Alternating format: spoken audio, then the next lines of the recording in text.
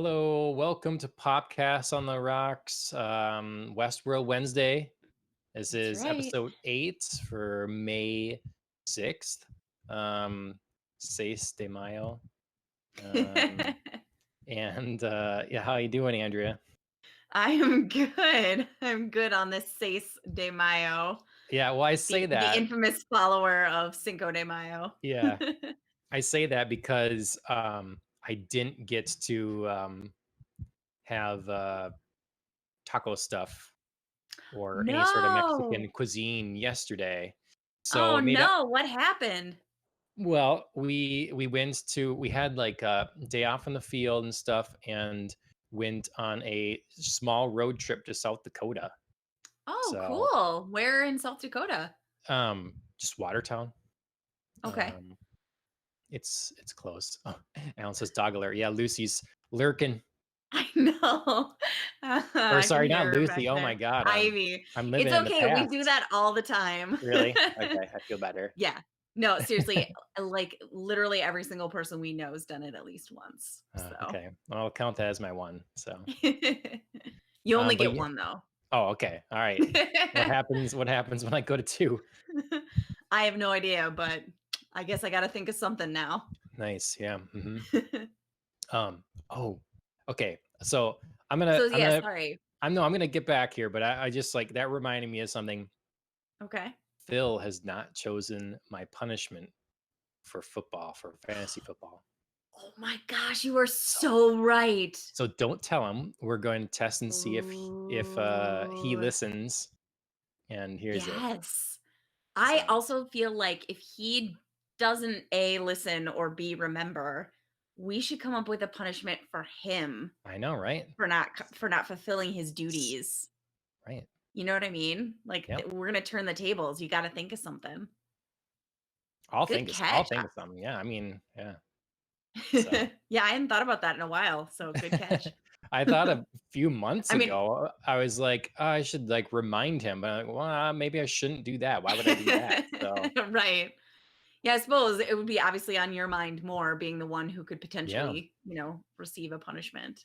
yep, yep. Funny. Well, anyways, we went to Watertown. Okay. And we're able to eat at a really nice restaurant called Dempsey's, and Okay. they're They don't awesome. they don't sound Mexican. They are not. Nope, is more Irish, but with like kind of English feels too, and without Irish food. It has German Oh, food. So there's some okay. German food, and they're renowned for pizzas. I guess their chef has competed in national pizza competitions. Wow. So did you have pizza then? I did. The Okay. chef was not there, unfortunately. So I did the Um, kamikaze pizza, which is make whatever you want. okay. And so it was like it had macaroni and jalapenos and Ooh, chicken and like some sort of almost a sriracha spicy sauce on it. that sounds It's good. awesome. I would totally eat that pizza. Yep. But yes, so that's what we did yesterday. It was super fun, and we did a wine tasting quickly, and that's what Oh, I'm cool. I'm drinking now. Is there the Dempsey's is also a brewery, so Okay. I'm drinking Wait, the a brewery or a winery or brew. both? So it's brewery. We went to a different place for a tasting for winery for the wine. Okay, all right. Yes, I know. I'm bouncing all over the place, getting crazy here. Well, I was like, I've never heard of, a place that has like kind of Irish food and then wouldn't be a brewery, but would be a winery. So I was like, Yes, tell me about yes. this. But I see. Okay. It's a cool place. They have swords on the wall, and they have nice art for their stuff. Very So yeah. cool. But anyways, that's why we didn't celebrate Cinco de Mayo. I We gave see. Dobby his gift because it's his birthday on Cinco de Mayo. Oh, Um, cute. His birthday or his gotcha day? um, that's a good question. I So stumped you. I didn't mean to. no, so I believe his actual birthday is the beginning of May, sometime within the Okay. first week.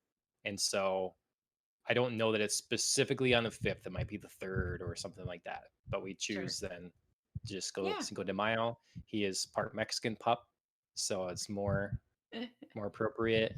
Absolutely. I think you could And take those liberties. I mean, how would you really know, yeah, honestly, he has which no idea it's his birthday either. So right. just and but so yeah, we had tacos tonight. Okay, So nice. So you still yes. got it in there.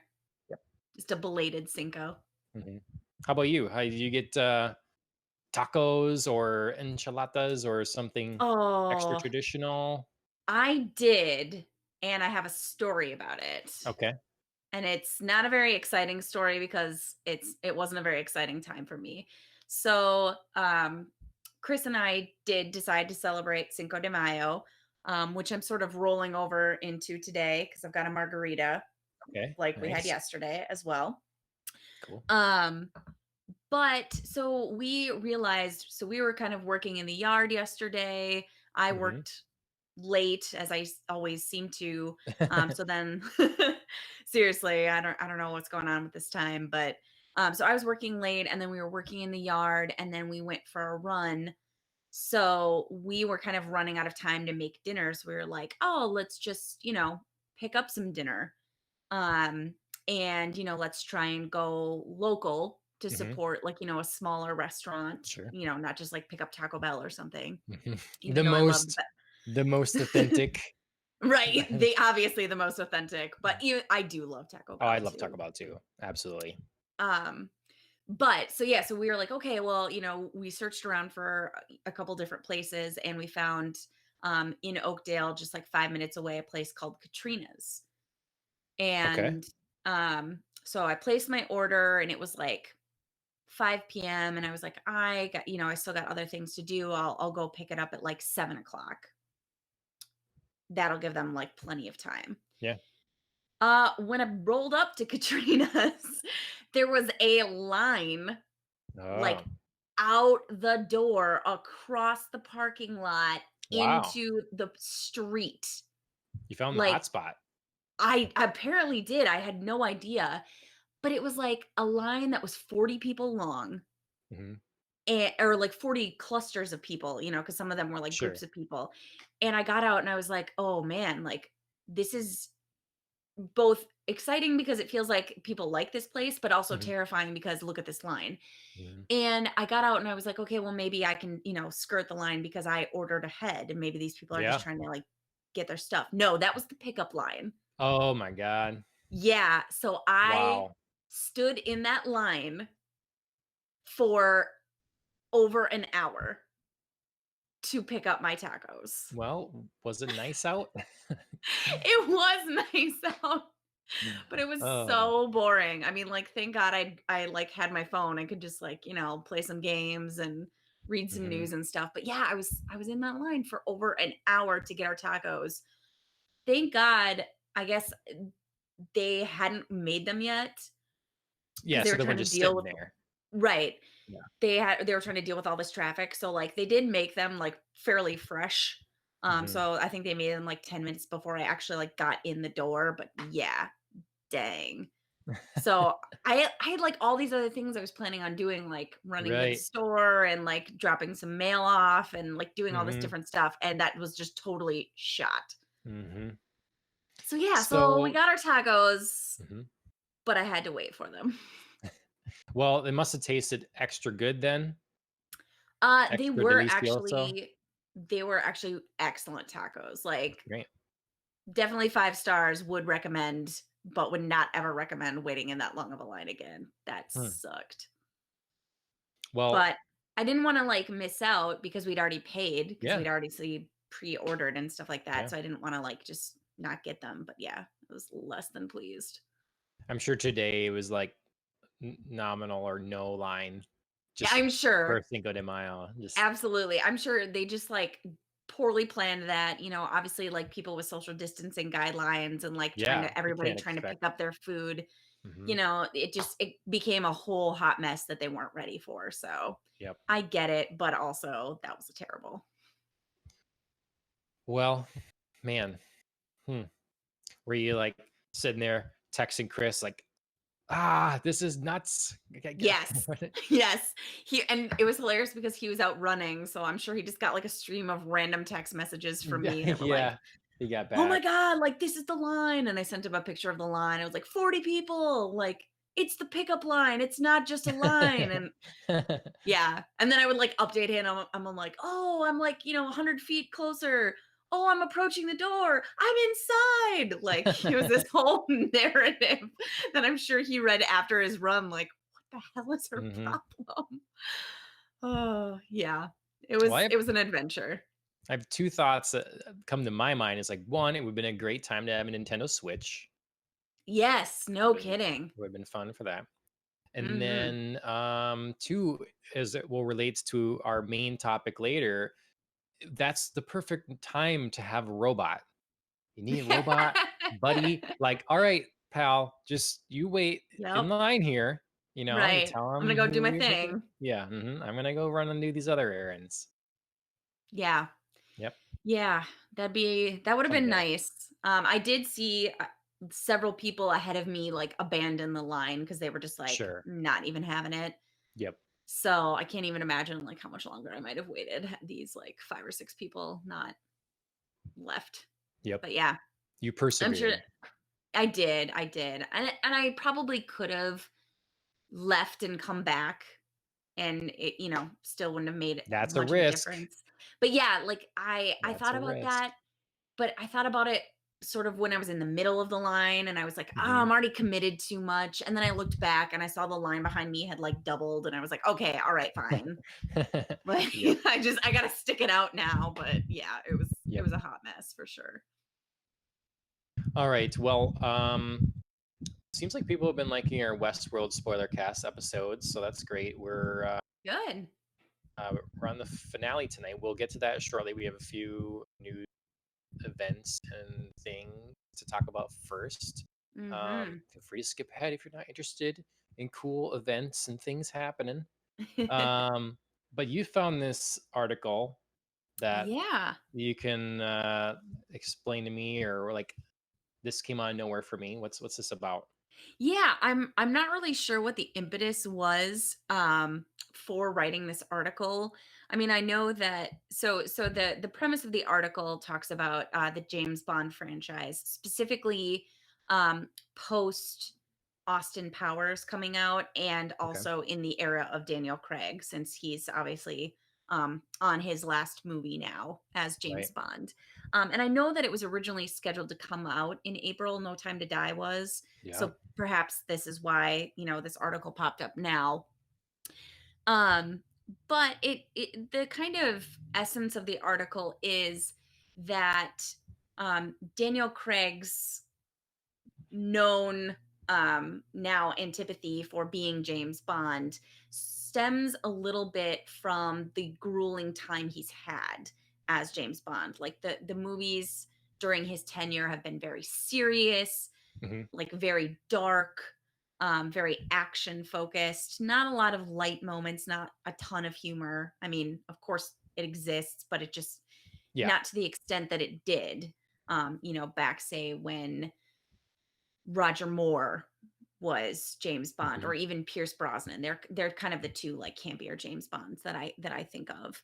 Um and this stems from the fact that like the James Bond series has felt the need to prove itself as like a serious action franchise since Austin Powers was released and sort of like, mocked the franchise and made a spoof out of Sure. it. mocked Yep. mocked in a loving way, in Yeah. like a Right. tributive way. But did. I mean, everything was just like exaggerated to ridiculousness and made fun of and um Hmm. kind of took some of the campier elements of James Bond, like these, larger than life villains who are very clearly villains, Yep. and blew that up, or like, the women with crazy names like Pussy Galore, a lot of Yep. vagina. Like, come on. So Well, yeah, so yeah. That now, latter is the Austin Powers one, right? yes, it is. Yes. Yes. Okay. Um, but yeah, so now it's sorry, what? No, I'm just laughing. It's just those are it, silly. It's so silly. it is And ridiculous. Um, I still remember Goldfinger is one of my favorite like early James Bond, and I still remember like Pussy Galore's introduction and just being like, "What Yeah, is right. happening right now?" Like, I don't know how she said that line with a straight face, but like, good Yeah. on her. Oscar, yeah.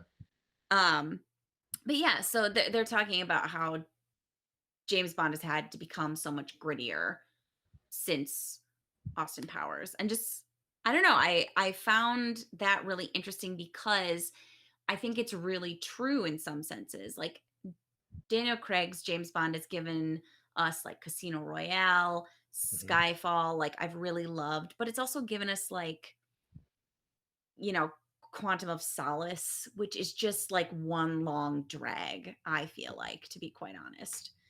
So, yeah, just kind of like the effect that Austin Powers unintentionally perhaps had on James Bond. And I know you're like Hmm. a huge James Bond fan, so I just like I saw this article and was like, I wonder what John thinks about it because Yeah. I kind of think it's got some legs. You know, it's got some merit to it. I guess I never saw it. So, I think that, um, one, when if you look at each of the different actors for James Bond, after, things usually start more serious and then get campier as they Yes. go, and then they sort of reset. Yes. Um, and I think that comes, to me when, I would get that when we were making our fun movies in high school or whatever. You'd be writing Right. something. It's like that sounds really cool or whatever. But then it's hard to like resist the temptation to kind of like, you know, elbow someone in the ribs. It's kind of be funny about it too. And Sure. it's because it makes the process really fun. Like a heavy, dark thing is heavy and dark to do. And when you're Mhm. doing these things repeatedly over and over, you're Connery and you're on your fourth film, you're Roger Moore and you're on your sixth film, like what, it gets to be, there has to be a self-awareness a little bit like, okay, another villain with a bomb gonna blow up the planet and I'm gonna stop, and so Right. it I can see the temptation um to be campier. Mhm. um Daniel Craig's he's talked about that, how they tried to incorporate more humor. They wanted to do that in Spectre, and Right.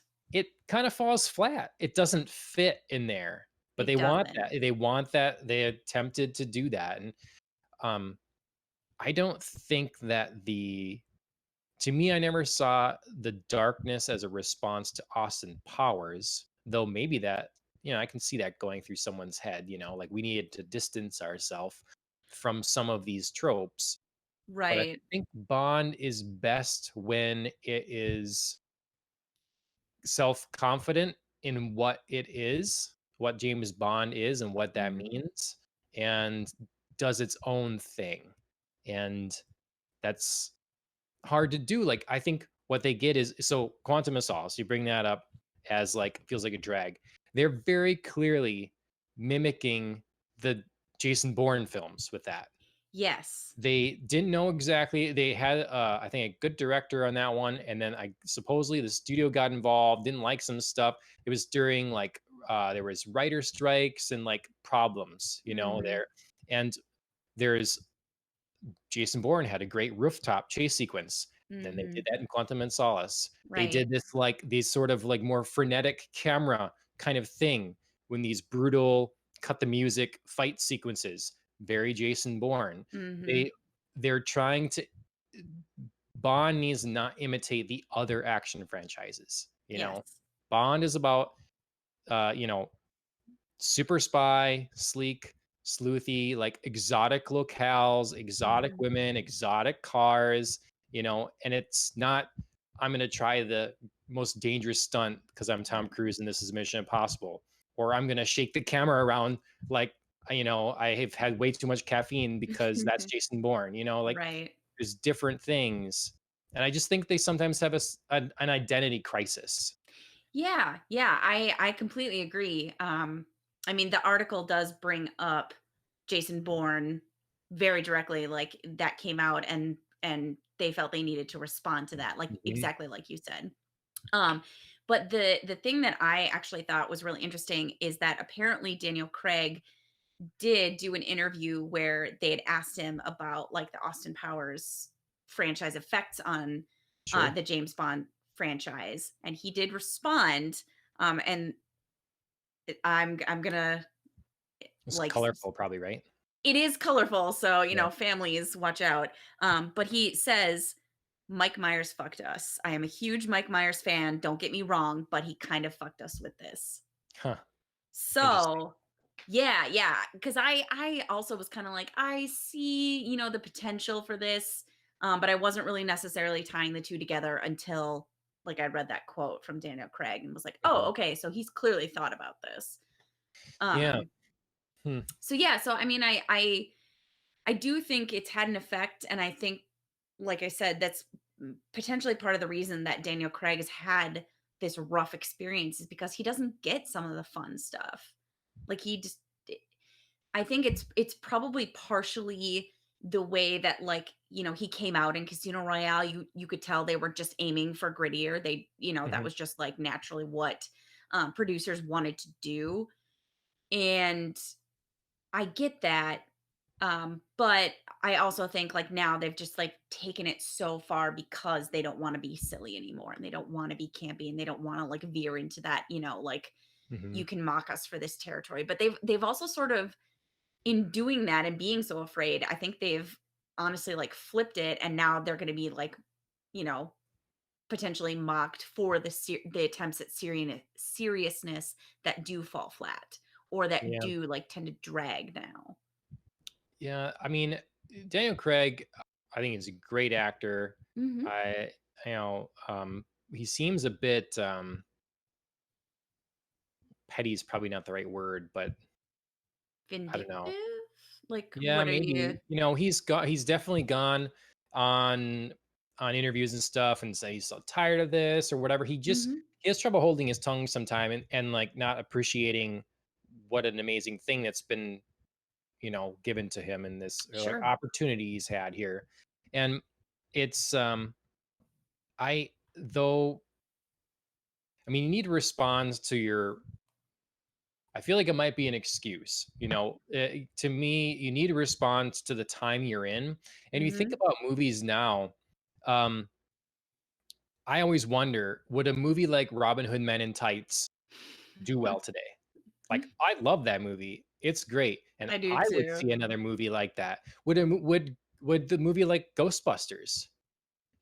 Would that do well today? Like it would do well with, but it's a different kind of humor. It's a Mhm. like a self-aware, it's a goofy, more slapsticky kind of humor that Yeah. is kind of a bygone era.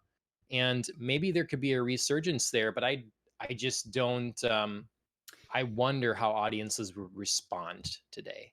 I agree, and I think it's, like, really apt that you bring up Ghostbusters since they are releasing a new Ghostbusters, having nothing to do with, like, the female-led, Mm, comedy that came out just a few years ago, but I remember watching the trailer for that Ghostbusters, the new one that's coming out, well, unless it's been pushed again, but it's supposed to come out next sure. year, and I remember watching it being like, "Man, this is like a weird sort of drama almost." There were a lot of, like, these wide pan shots of people Mhm. walking, like, very seriously and thoughtfully through fields and arriving in a new town and, Makes sense. discovering the old Ghostbusters equipment, and nothing to me about that felt like the original Ghostbusters. Mhm.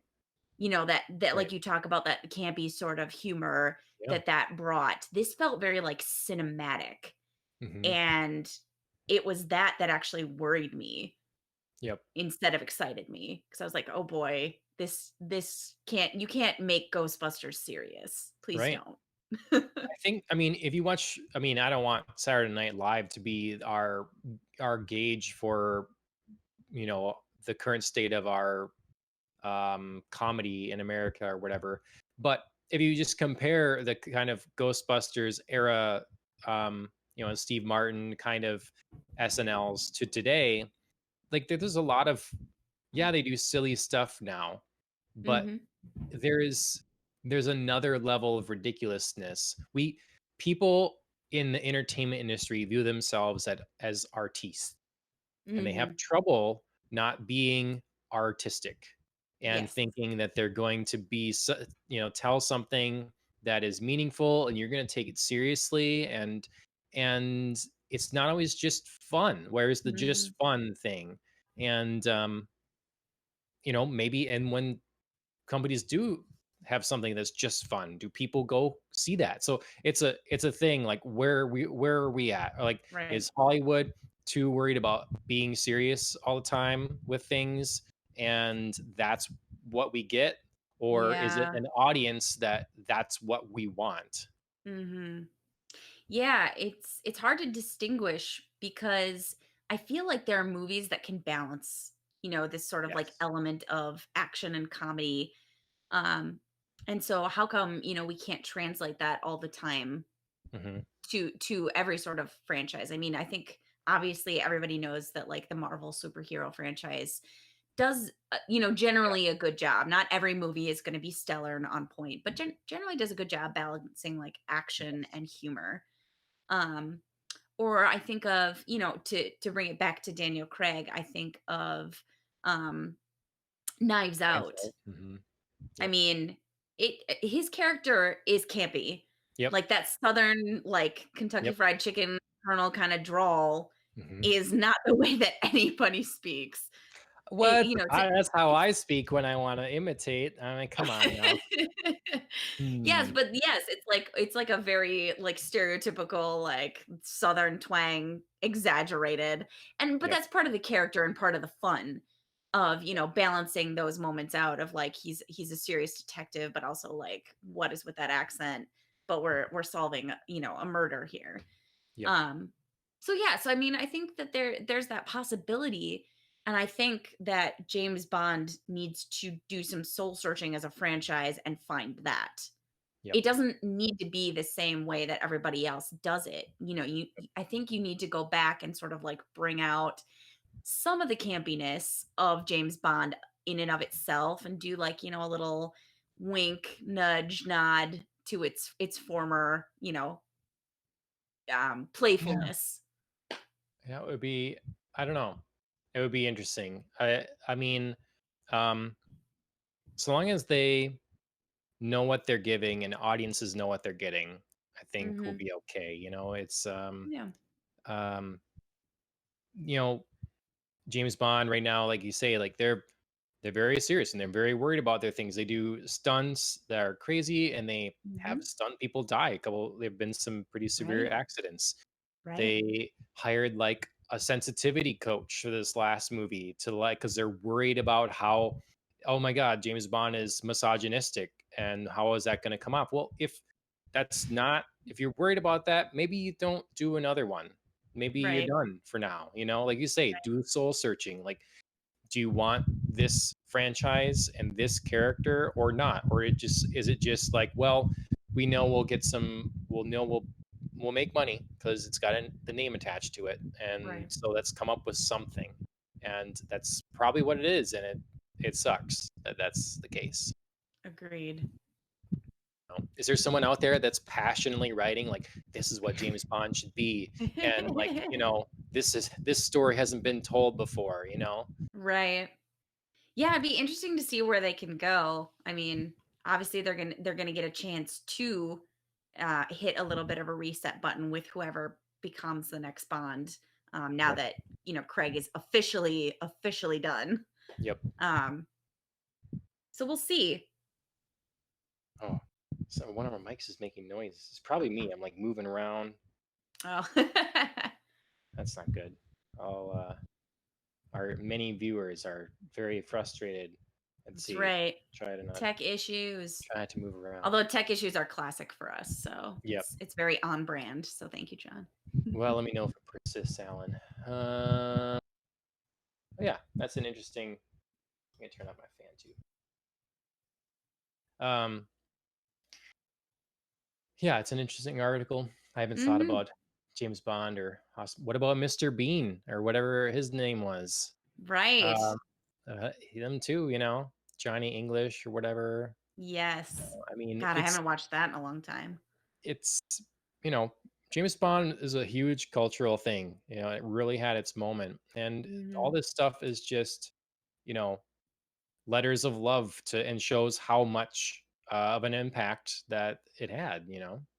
Yeah, I think there's a reason that, we keep going back to, like, this British spy, trope, Hmm. and it's James Bond, but, I mean, I think James Bond now having spawned so many sort of tributes, serious or no, has to think about, what it is as a franchise and what it did to spawn those and not worry about, like, the kind of things that are popping up, like, Jason Bourne or, the Kingsman Yeah. series or, Kingsman. Perfect. yeah. That is the campier James Bond right there. Yeah. That's what it Yeah. is. That's and so it's filling a void there Right. with that missing. So I personally think James Bond can take a break. I mean, there's so many considerations now. Look at you know, uh I remember Chris really liking Tomorrow Never Dies. I remember that Yes, he being one of did. your likes. Yes. And I also like that one as well. it's great. Yeah. But they couldn't make that movie now because there's a bunch of people in there that are from China and they're the bad guys. They're not gonna fund that. True. Like we have so many Well considerations now well, I for mean, the ultimate for bad guy is like a random, yeah, he's a like, newspaper Englishman, mogul. or is he American? Did Jonathan Price play American or English in that one? I can't remember. I think he's an American. Okay. But then also he's got, like, a German sidekick, Herr Stamper. I don't Yes. know why my brain could pick out that Yes. name from so many years ago, but, I mean, so Yep. potentially we could I think it would be really interesting. I always loved that movie for its, like, you know, how does, the news report events? Do, like, newspapers report events, or do they Yeah. create events kind of thing? Like, that was always really interesting to me. It's like ahead of its time. I mean, yeah, Yeah, I now think so. it'd be interesting now with that an update for the internet age. Right, exactly. Misinformation, the Yeah. way that it can actually spawn something or the way that you can create something. Yeah. Yeah. Yeah. Huh. Well, I love both things. I love James Bond. I love Austin Powers. I do Uh, too. it's all good. I always forget that, Beyoncé was in the 3rd Austin Powers movie. Yes. Yep. She's such a powerhouse, and it just seems like such an odd choice for her to be in that movie, you know? It's yeah, it's too bad that movie that's definitely the weak link in the It is, series. unfortunately. But yeah, what was her name in there? It was a fun name too. Foxy Cleopatra, Yes. Yep. and Foxy. I'm a whole lot of woman. Yeah. Yep, got that catchphrase. Yeah. I swear, my brain remembers the most random things. Nice. Okay, well, good find in the article there. Yeah. I don't have a good transition here other than we just talked about Tomorrow Never Dies, and tomorrow there's an Xbox event. I Ooh, you thought you didn't have a good one. That was slick. there's um uh I had mentioned this on our podcast Mhm, last time, but just so everybody knows, tomorrow morning, I think it's 10 a.m. Central Time, mhm. You're is correct. we're getting to see some gameplay footage from the Xbox Series X. It'll be third-party titles, including Yep. Assassin's Creed Valhalla, and I don't know.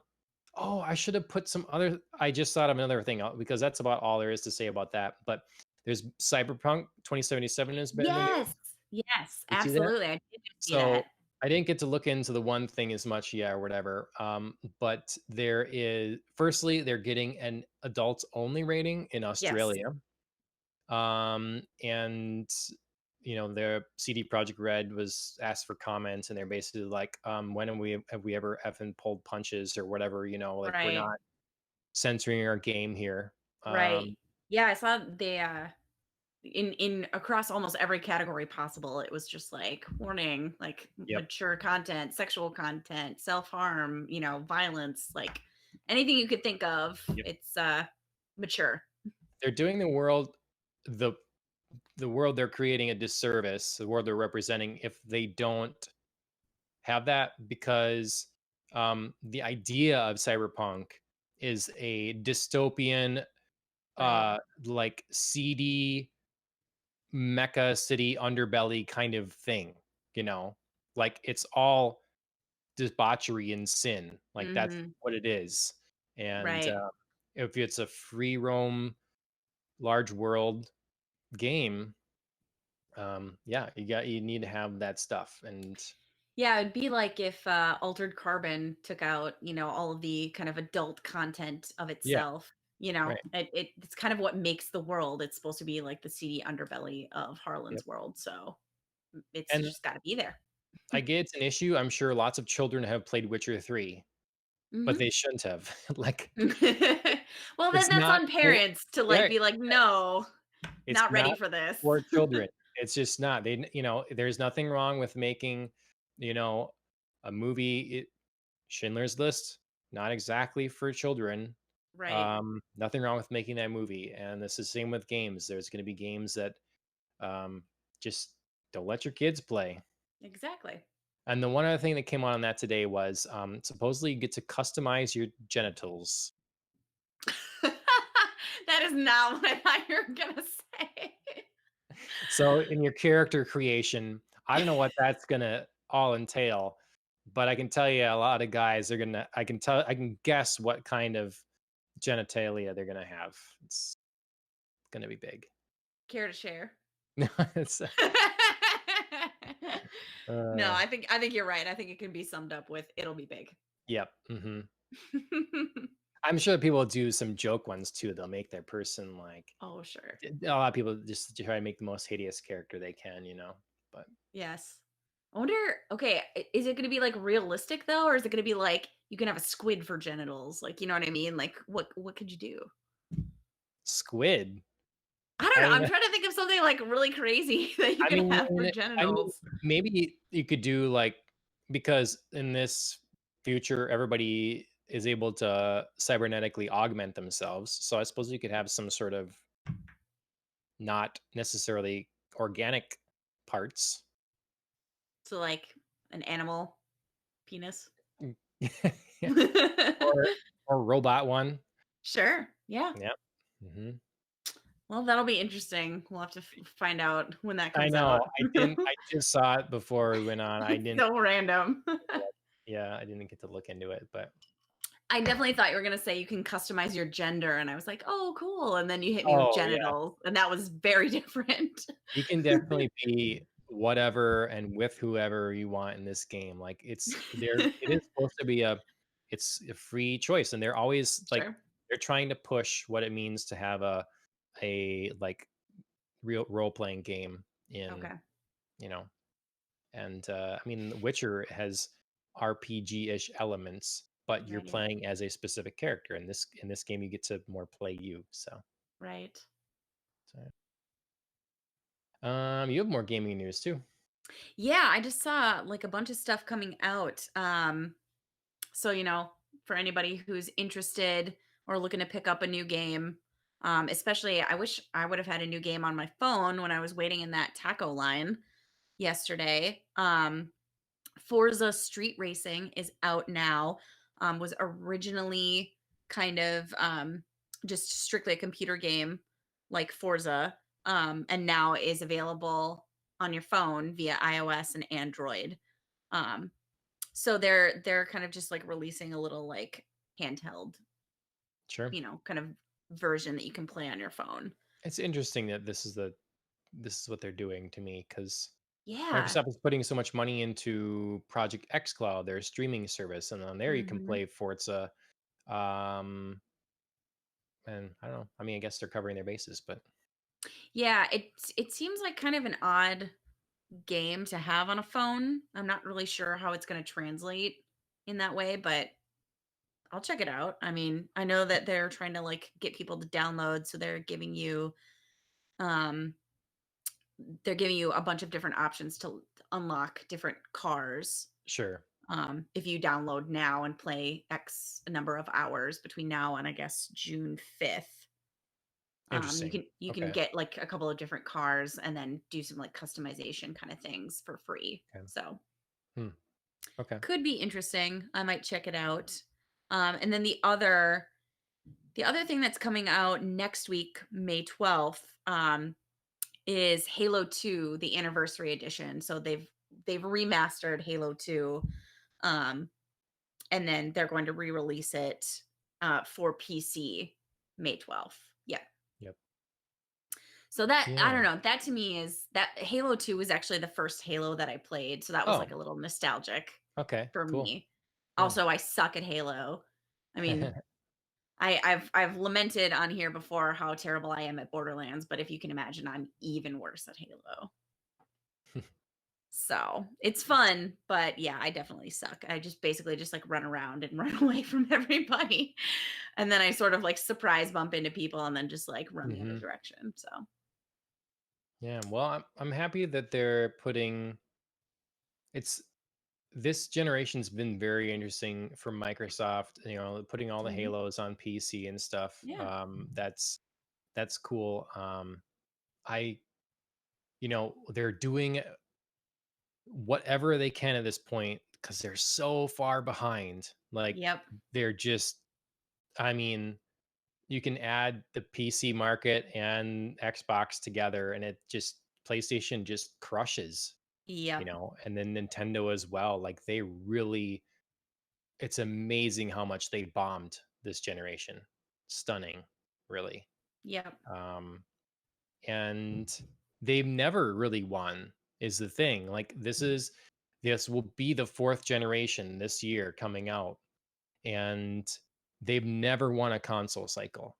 The first Xbox, I mean, they bombed the Japan release. mhm, Um, they lost all their Japanese developers pretty much right there from day one and the Japanese audience. So that was a big Asian market yeah, untapped. that's a big hit. The 360, they started off well, and they kind of won that generation, but by the tail end of it, PS3 eventually surpassed it. Um, and then Xbox One, yeah, just dreadful, And so, Yeah.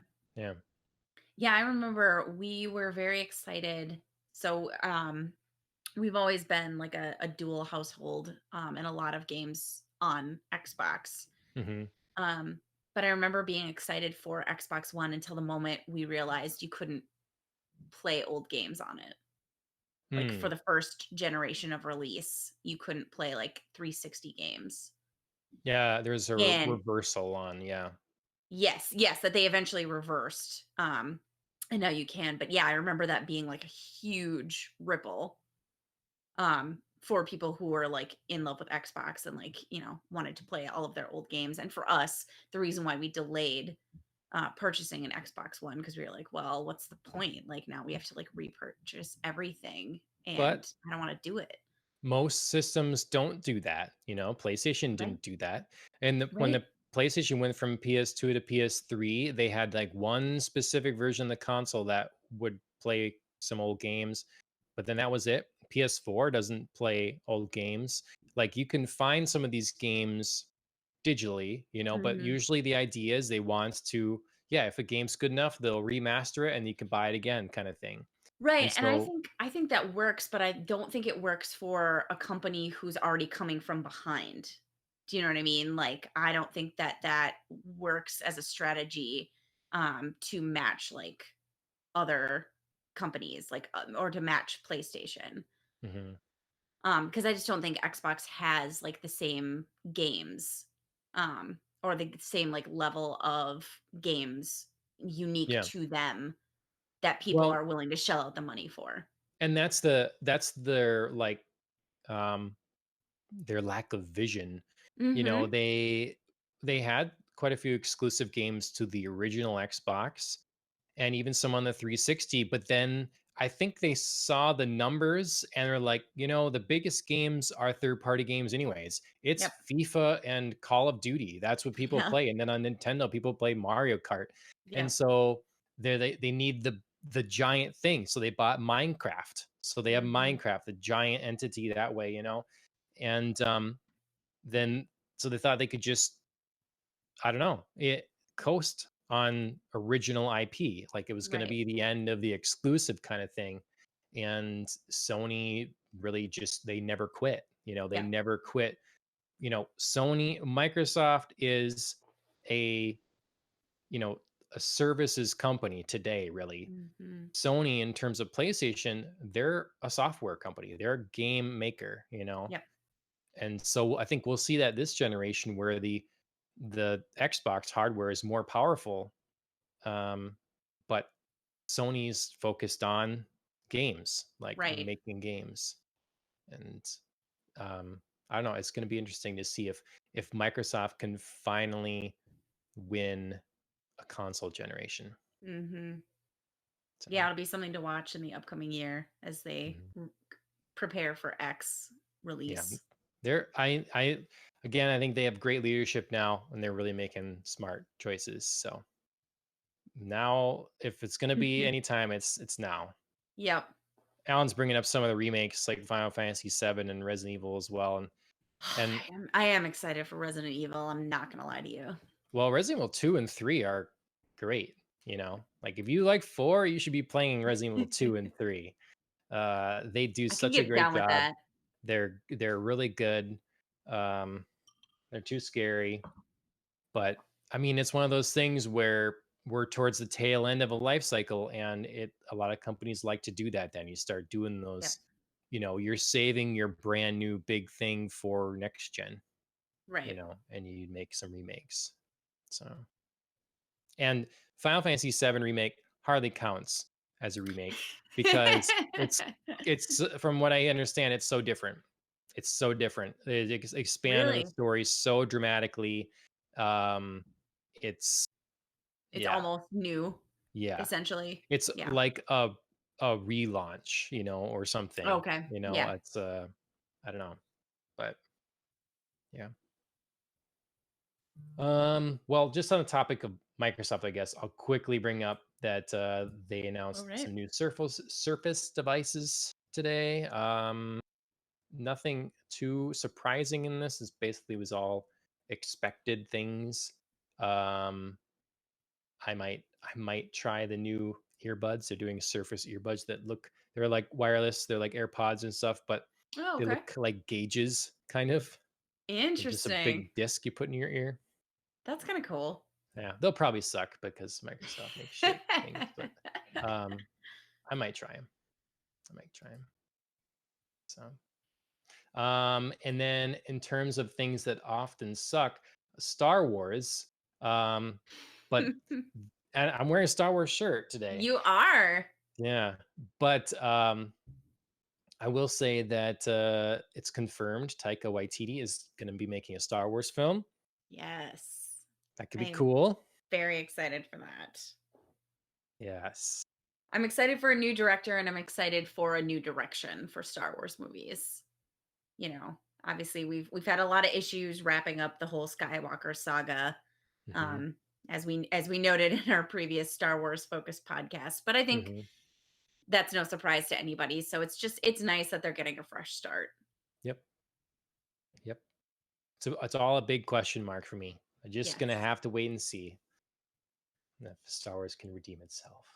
I was excited also. So I watched the kind of announcement that you sent over, and I Hmm. was excited not only for Taika Waititi, but for his companion writer, Yeah. who worked on the Showtime series Penny Dreadful, which I watched and absolutely loved. Yeah. Um, it's another one of those shows that's like dark and grisly and very steeped in Victorian horror. Hmm. So obviously right up my alley, but then also has these like really brilliant, light and witty moments. So I'm hoping to see something like that. I mean, not exactly horror because Star Wars isn't Sure. horror, but like we're talking about with the James Bond franchise failing to Hmm. find that balance. I'm hoping Yep. that Star Wars can find that balance too. I feel like Taika's good at that. He Like, is. He yeah. is. I think So he's yeah. done well so far. like you said, to find that balance. Although Thor Ragnarok was arguably on the comedic side, even though there Yes. were dramatic moments. I would say it was like 70-30, or maybe even 80-20 Hmm. comedy versus drama, but that's I think what he was going for. It Yeah. wasn't like an I accident. think they were I think they were thinking Thor has always underperformed for the Mhm. Marvel films. Like, do what you want. Like, let's Yeah. spice things up, you know? Yeah, So, and I mean, Thor did get a little serious in Dark World, and I think needed mhm. to be like kind of reset a little bit. But the Doctor's in there. I know. I love that villain and I love like Malekith's idea, Mhm. but I think the whole thing was a little twisty and Sure. dark. So it just kind of didn't work for It's what been a Thor long is. time. I couldn't talk on that movie very well. Only seen it once in the Once is theater. enough. It's fine. Oh, okay. Well, yeah, I'm excited too. And it reminded me I need to finish watching Clone Wars. So I need Right. to get into that Right. now. Yeah, you've been talking about that for a So, couple weeks. yeah. Okay. Well, in other sci-fi things, and the main reason that we're doing this episode, so if you've made it this long, yay, you get to see what the title is of this episode. You made it to that part. After 50 minutes, Alan says, "Yes, Yes. we demand dedication from our audience." I love how before this started, I definitely was like, "Oh, we should, really get to Westworld right away because there's so much to talk about." Forget that. Yeah, I should just put Blathers, the owl from Animal Crossing, over my face instead, because he just blathers on. Um, Uh, Definitely should just do that instead. well, So, I'm pretty sure my Cinco de Mayo taco debacle the contributed to some taco of that. debacle, yeah, that might be the name of the episode. Taco Yes. debacle. Can it be Yes. to debaco? Yes. Done. I don't know. They might think I'm being racist or something, and like just adding an O or something and making it No, no, Spanishish. we're gonna go for it. I Okay. mean, on our previous episode is titled "Drive Fast, Curb Stomp Hookers," so True. Yeah. no need to play it safe. Well, finale of season 3. Last Yeah, episode, you said the ranking for the seasons was season 1, season 3, and then season 2. Do you stand by that claim? I do. Okay. Even though I think this finale was absolutely phenomenal. I really Really? enjoyed it, and Wow. I feel like a I feel like a lot of things paid off. Okay. Finally, I felt like I got, like, some really cool answers to questions that I had, and I was really excited for Bernard to finally have something to do. Well, okay, sell me Poor on it. Tell guy. me why this episode was amazing. Okay, so I really enjoyed the fact so I should say the build up to it was fine. Like I would say like the build up to like a lot of characters intersecting and meeting was fine. Okay. Probably like the first 45 minutes was like, okay, we just have to go through this to get to where we're going. But once everybody kind of converged at insight, and Maeve was able to discern that Sirach wasn't really Sirach. He was just basically an Yeah, extension of that was Rehoboam. cool. That was awesome. Yep. And I felt like it really gave an interesting twist to his character Yes. because he really wasn't in control the whole time. It was basically Rehoboam. And Sirach is so dependent on this machine.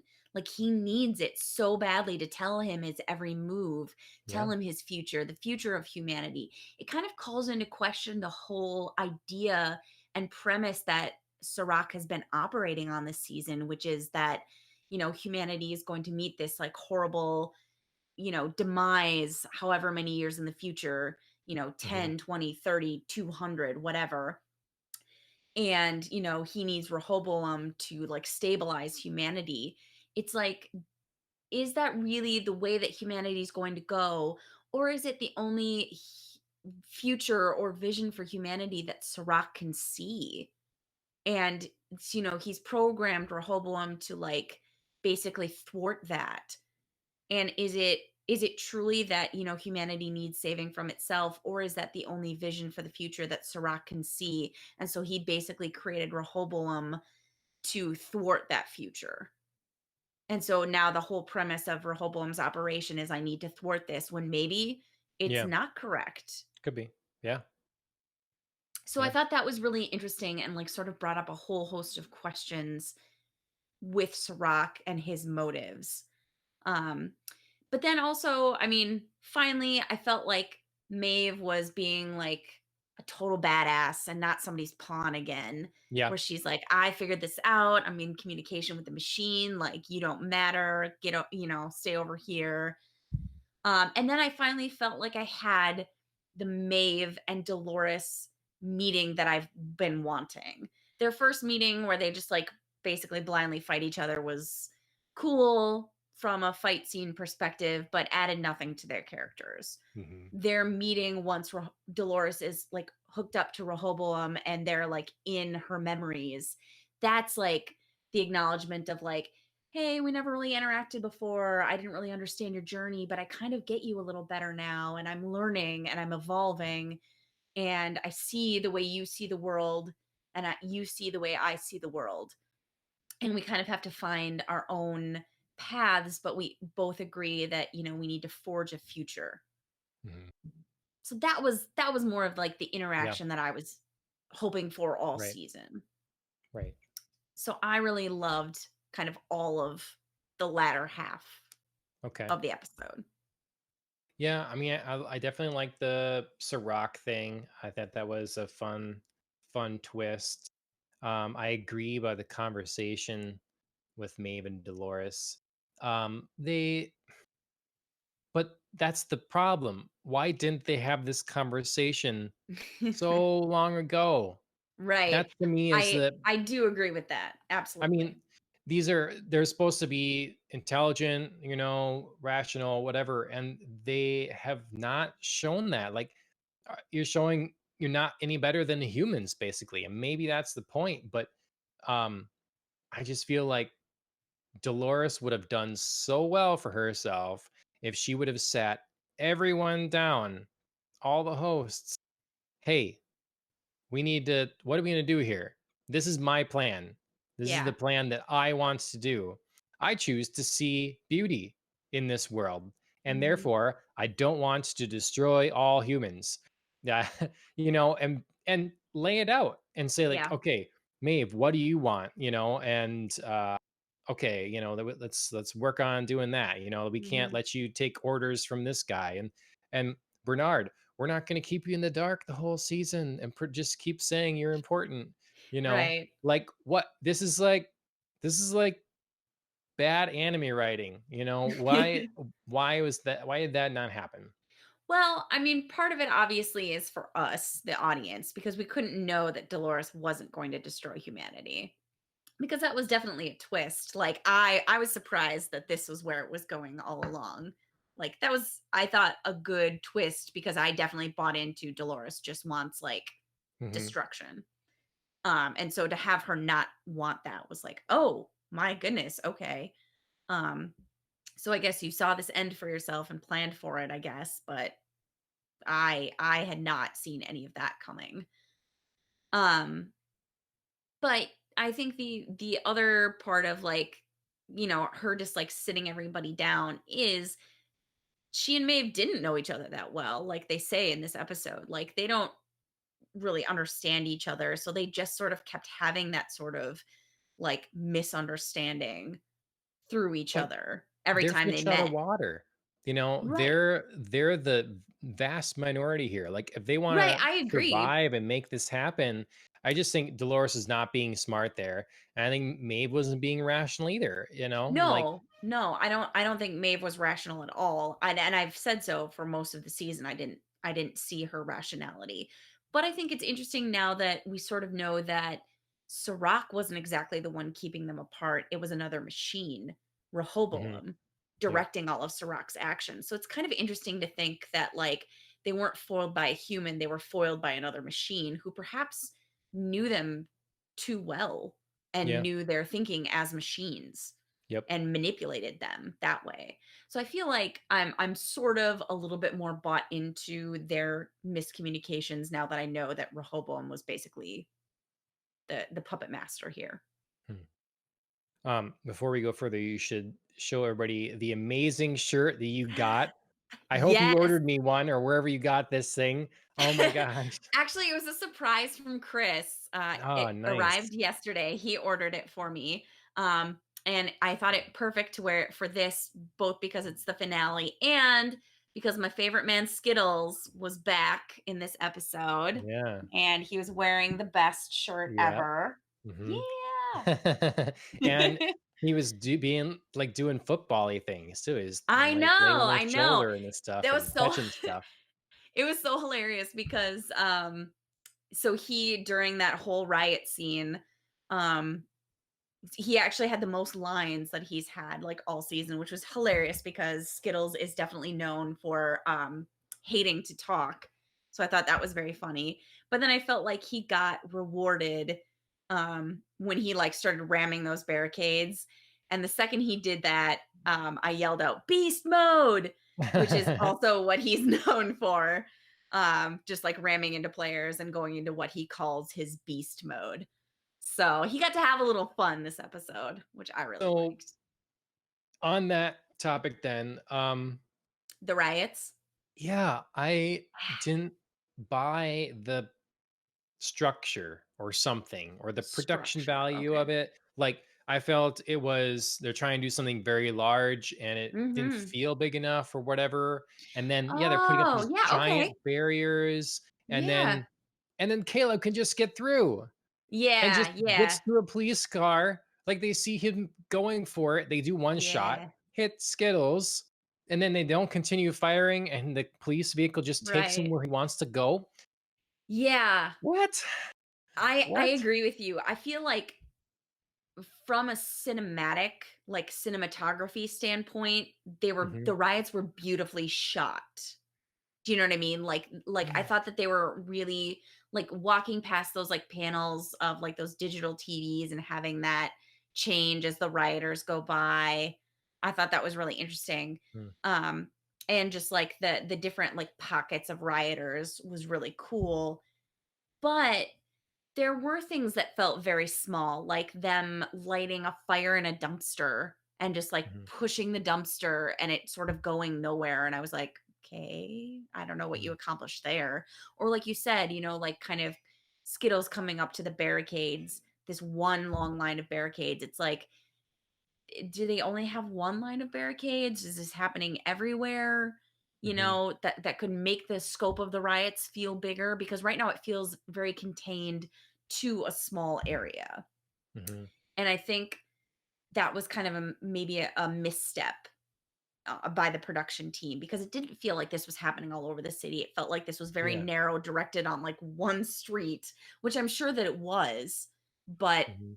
their mistake was making the viewer see Yeah. that it's only one street and not happening on a broader scale, I You think. need the newscasts, like I need the Yeah, scene yeah. from like World War Z where all the traffic stops and then like people are getting out and they're running and it's like and it's, craziness all, I don't know.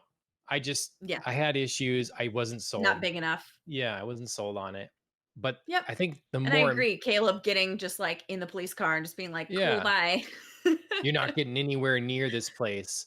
Um, Yeah. So yeah, building off of that for a moment, I was really expecting prior to the riots, just prior when Dolores was, kind of still with Caleb and mhm, saying, "Listen, as we get closer to Rehoboam, it's going to send more and more people after us as it defends itself." Where was that? That's yeah, what I was really feeling like I was missing. Like Caleb just got through the riots. He yep, got to Insight. He took down like two guards and then was there.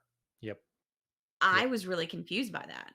And he's fighting and everything, and then Maeve shows up and surrender, done. Yep, done. I Yeah, just like very Caleb strange. is, he's supposed to be this military guy. I still get driven crazy because he can't hold a pistol correctly. Drives me nuts. And then he just Yep. is a doormat.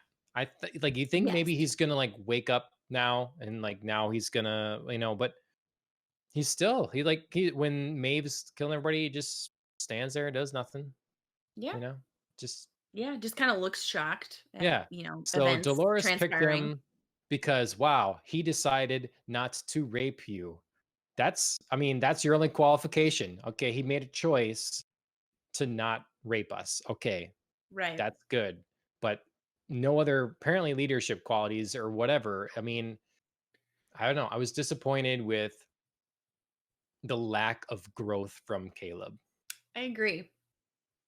I So agree. Yeah, I mean, I unfortunately, there's not a whole lot more to say there. I thought I liked Aaron Paul's portrayal of Caleb. I liked him as, like, an actor in this sure. role, but I didn't like the role because there wasn't a whole lot of evolution. There wasn't a whole lot going on. There Hmm. wasn't a lot of moving forward. Um, Yep. he just sort of was. I mean, I know he's the sort of conduit for the viewer, Yep. to, like, experience what's going on, but he just felt a little too passive Yep. and a little too reactionary and a little too, like, I'm just a passenger along for the ride and I don't make a lot of my own autonomous choices. I mean, Right. really, most of the choices in this season were either made by Dolores or by Maeve in this last one, now that Right. Dolores is gone, question mark if you believe she's gone or uploaded to Rehoboam or Hmm. something else. But yeah, everybody else makes the choices, even But though yeah. it's interesting that, like, Caleb is supposed to be the one who's like, "You can Right. make the choice because I've seen you make one before." But uh, does that feel right, or does that feel cheap? Like, I got to the point where, it's like, I don't know if I was sold in the idea that, okay, we're not sure if you have freedom of choice Mhm, because we can very well predict your future and mhm. what you're going to do. Does that mean you don't have a choice? I mean, I don't know. They said a lot of times there at the end, like, Yeah, you can make a choice. You're the one that you can make a choice. You can, like, I've been able to make a choice the whole time, haven't I? Like, I could say, "Hey, Dolores, no, I'm out. This is crazy." yeah, He didn't, and I guess if that was predicted that that's what he would do, is a choice. I mean, what do you yeah. think? You know? Yeah, it's hard to know because they never give us, Caleb's sort of stats after he meets Dolores. Do you know Mhm. what I mean? Obviously Rehoboam has predicted this future for him of, slowly kind of deteriorating until he decides to commit suicide. But it doesn't reckon with Dolores's arrival, or so we're led to believe. But once Dolores is there, Rehoboam doesn't shift its calculations or, show like, Mhm. oh, now Caleb is different, or no, Caleb isn't different, or you know what I mean? Like there's no adjustment. Yeah. So, I mean, really, does that mean that Caleb was able to make a choice all along? Does the arrival of Dolores mean anything, or really doesn't it? Is his life going to play out the same way? I think they needed to sell it with a situation where the Rehoboam was saying exactly what Caleb was about to do. Like, so we'd be Yes. seeing Caleb do something, and Yes. Rehoboam would be, or, Sirach would be, yeah, Right. he's going to do Narrating. this, and then yeah, he's Yeah. going to do that, and you just would know. So yeah, Mm, he didn't have a choice because this was always going to happen, you right. know. But then if you know that your decisions are known and you can decide to not do what you were going to do, can it calculate Right. what your choice is going to be? Because if Right. it Can can it again, adjust? then is it still not a choice because it knows, Right. okay, you've received this new input. We understand, Sure. you now know that we know everything you're going to do.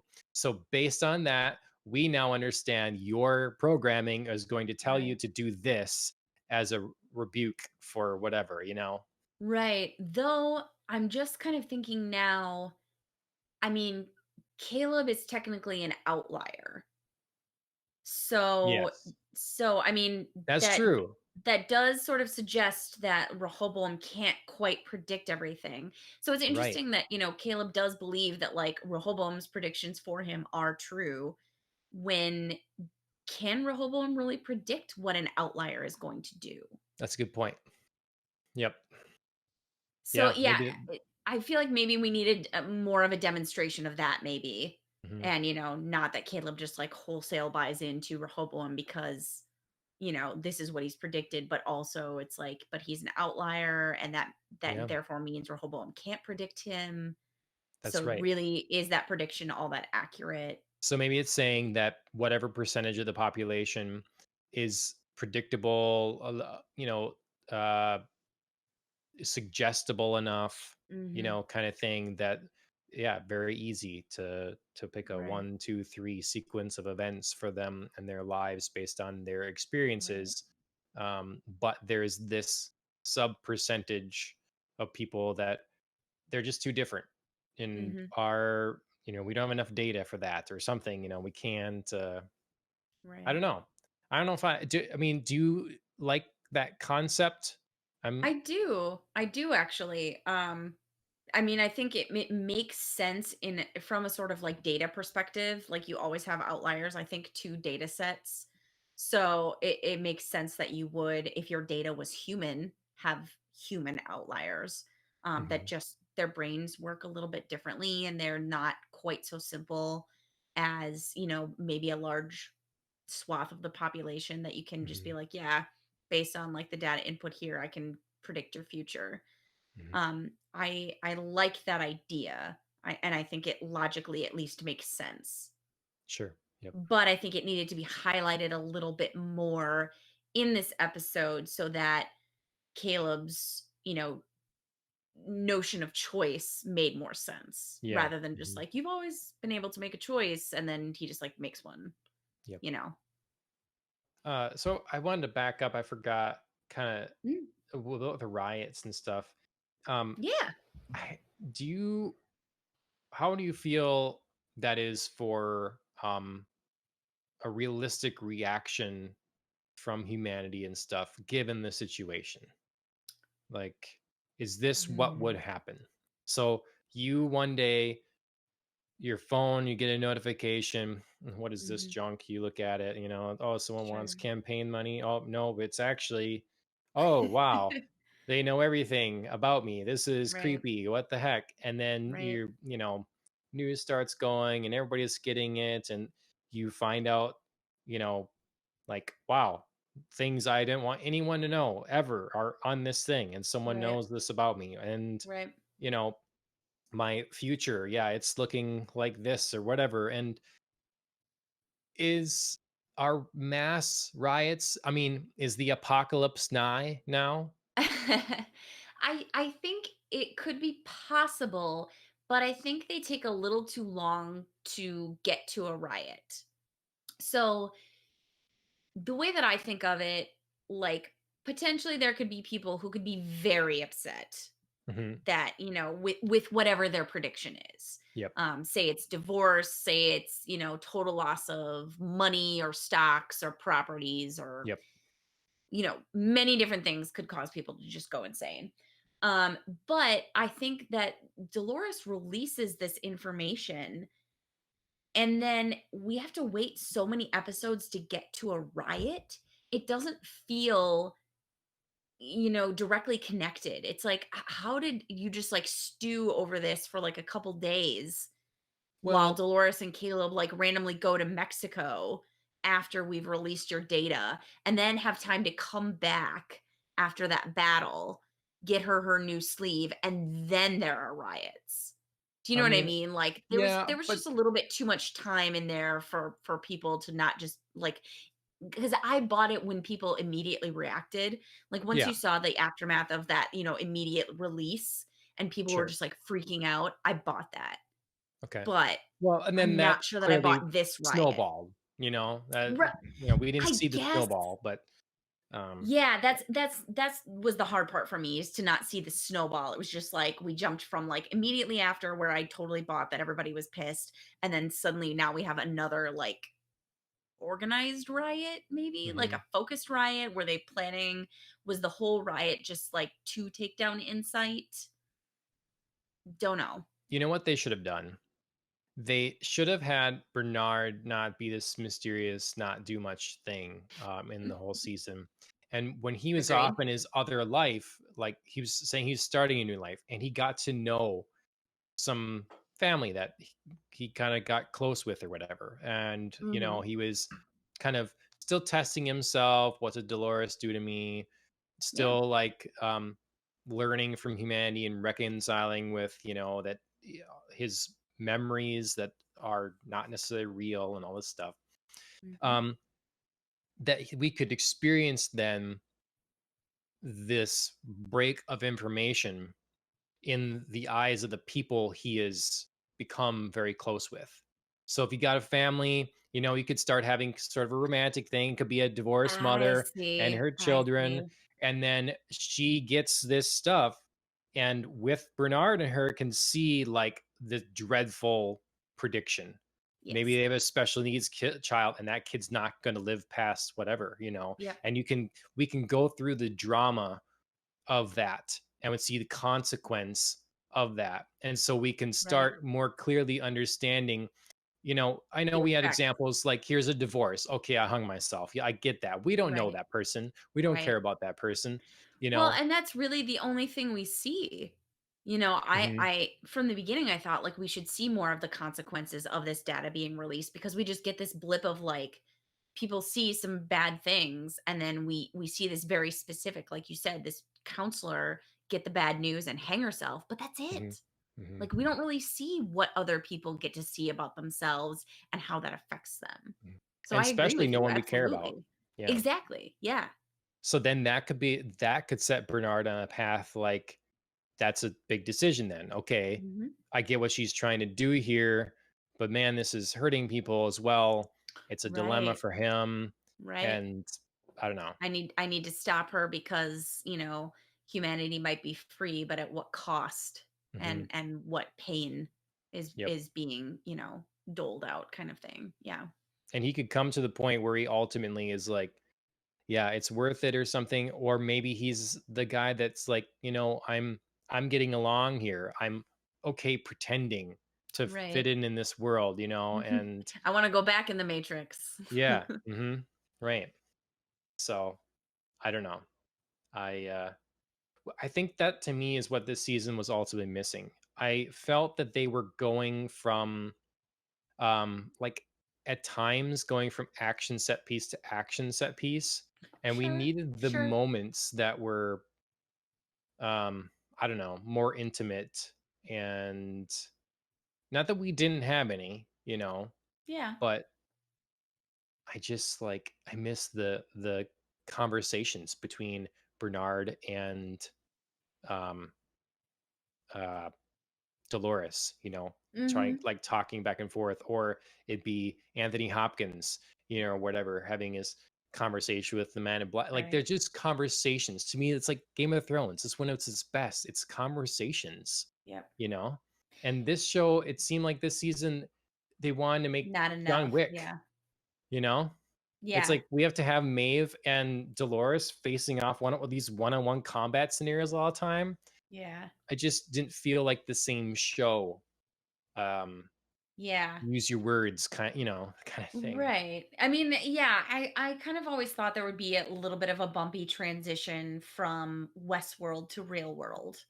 Yep. And I think they're still navigating, I mean, we can't do the same thing we did in the park where people sit in chairs and you bring yourself back online and you know, have a conversation. I get that. Like you can't always do the same formula because that gets Mhm. old for people, but you can still do it in a different way. There was a nod to that several different times where, Maeve brings up Connell Loris, for their first conversation Mm. after she, gets rebooted in War Yep. World and, Sirach sends. her pearl there. And that was like a nice, like, final, like, oh, good, we're finally having one of those conversations. Mhm. Or in this, episode, obviously, OG Dolores gets, Mhm. brought back online, and they have a conversation with her. And that was to me part of the strongest moments of this episode, was everybody finally together and Insight having a conversation about everything. Mhm.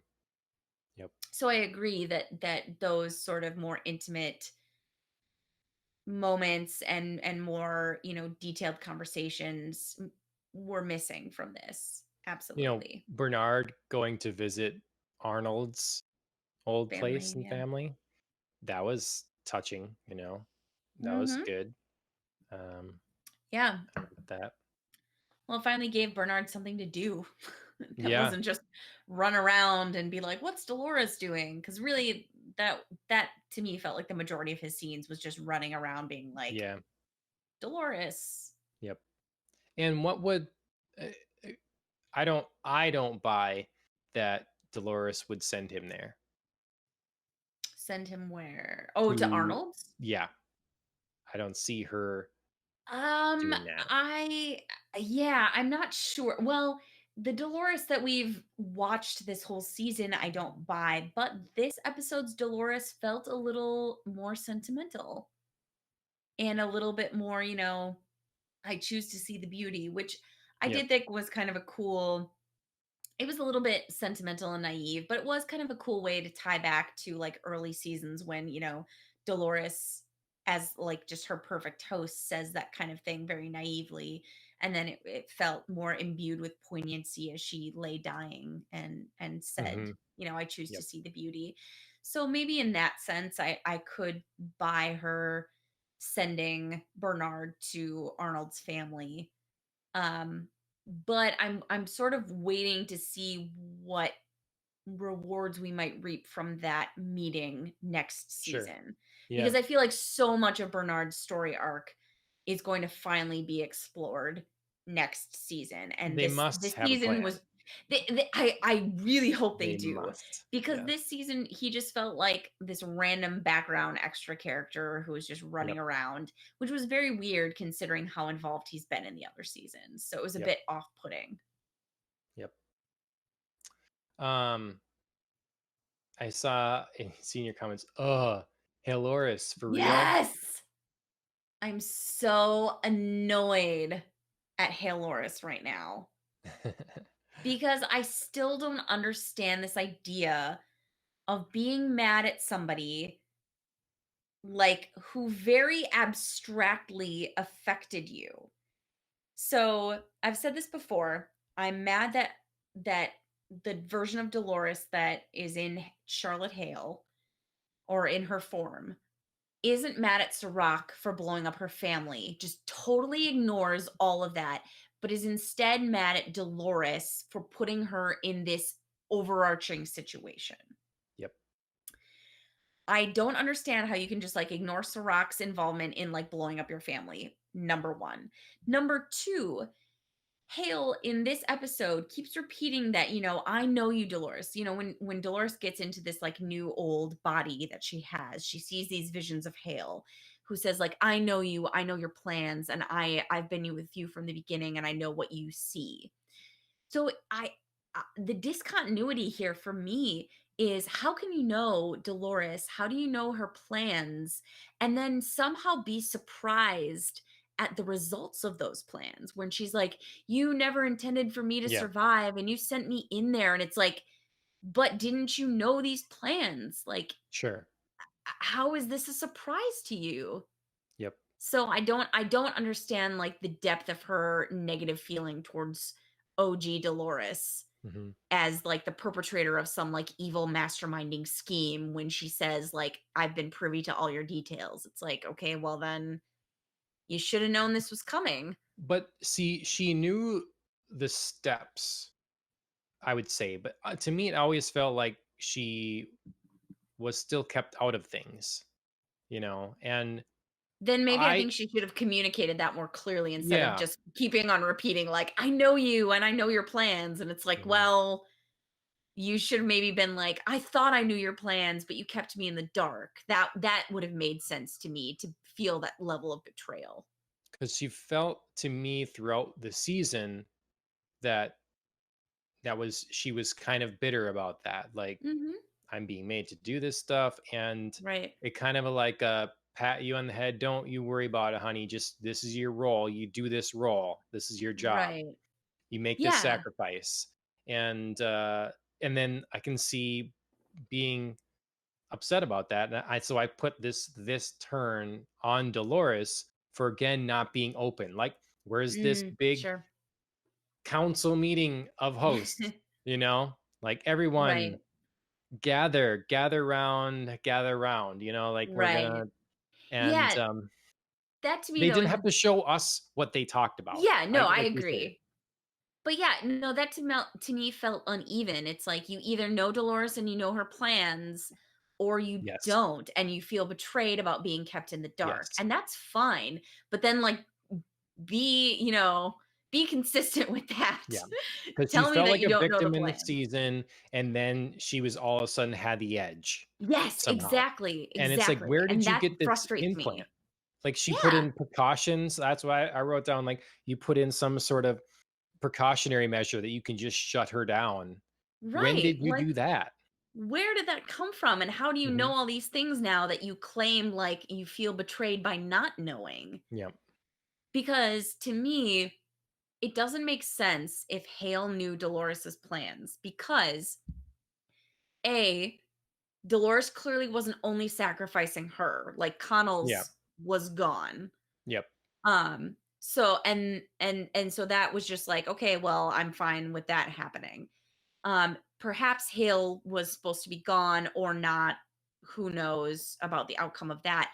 But then if this was Dolores's plan all along, she doesn't leave herself out. OG Dolores, I mean.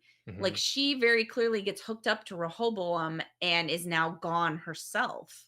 Yep. So if this was her plan all along, it's not like she just sent everybody else to be a sacrificial lamb and was like, I'm going to come out of this super fine. Yep. No, she also suffered. Yep. So, yeah, that to me was frustrating in its inconsistencies. And why didn't Hale wait to that moment to shut her down? Mhm. Like, Yeah. um, I don't know. It's just some stuff that just am I being too critical? Because I when I think Sirach we can sends expect a lot from Westworld. So, yeah, HBO production, like yeah.